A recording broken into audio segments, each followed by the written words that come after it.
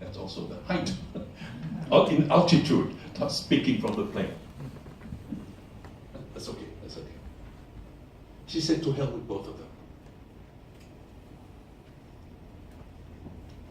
And I think here is what you need. The composure, the calm, and the conviction that you have as negotiator.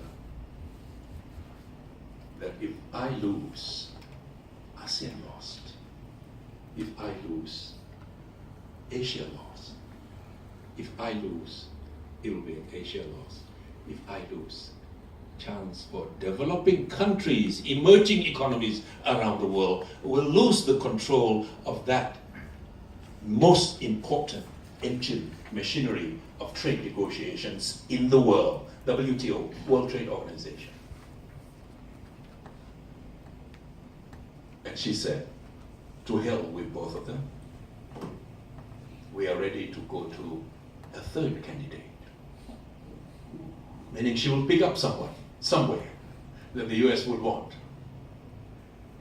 And then you all will have to come behind us, because we chose him, her. I had to somehow draw upon everything I had up to that point. This is the year 2000. I said, Madam Secretary, that third candidate is not going to be able to solve any problem that you expect of him or her. Why not? Shouting through the phone. Why not? I said, well, he or she would be the symbol of divisiveness and failure of this process, which you expect to be the process of negotiation of trade into the future. You are not going to have anybody effective.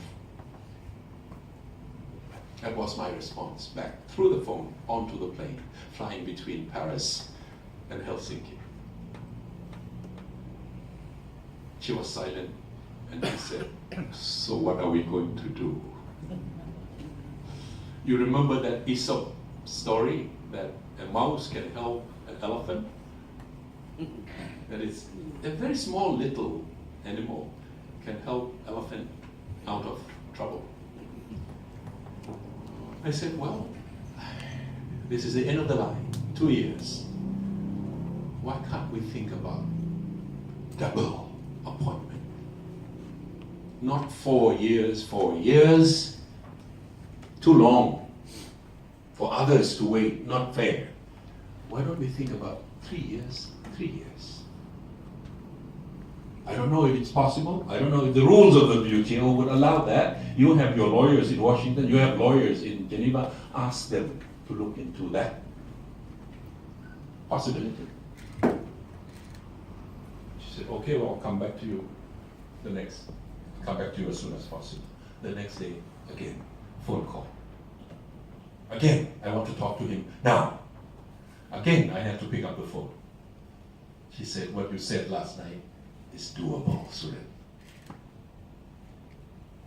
But it has to be Mike Moore first. Of the first 3 years, 3-3. It has to be the former Prime Minister of New Zealand first, our candidate. Her candidate. See her bargaining, her position. She accepts my proposal, but she still insists on her maximum. Yes, 3 years, 2, but our candidate must come first. We would win, either way, anyway. Well, I had already made up my mind. I have told the cabinet, I have told the Prime Minister that even if we have a second 3 years, we should take it. But let me bargain further. And I said to her, Madeleine, they have been talking about this thing for the last 2 years in Geneva, way into the morning hours. They couldn't agree. 2 phone calls from Washington and Bangkok, we could agree.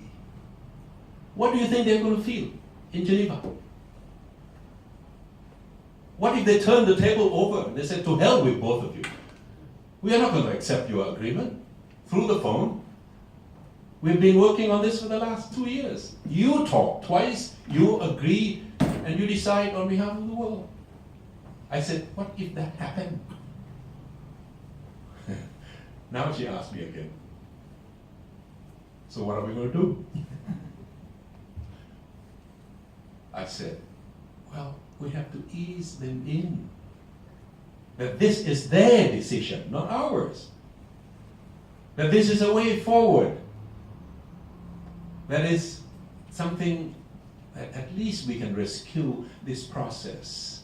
That it works, that it delivers, that the legitimacy of the WTO still is intact, we still need it, and we still have the mechanism to produce the Director General. Let them decide. Let them feel part of the decision. Well, that's exactly what happened. Hamidun is the name of your ambassador on the floor in Geneva from KL, representing ASEAN, fighting word by word, point by point, sentence by sentence. So we had a team, a good team. In the end, that's what happened. In the end, the US candidate came first, Mike Moore, and Dr. Supachai, our candidate, came second, ASEAN. But after a long and hard and noisy negotiation. What is the lesson? The lesson is you can come from behind in relation to your counterpart. But if you have the argument that he or she or the other side cannot reject. Logic is extremely important in any debate, in any discussion, in any negotiation. If you have a solid presentation, solid set of arguments to present to your counterpart on the other side of the table, even one-on-one, it would be very difficult for she or he to just dismiss.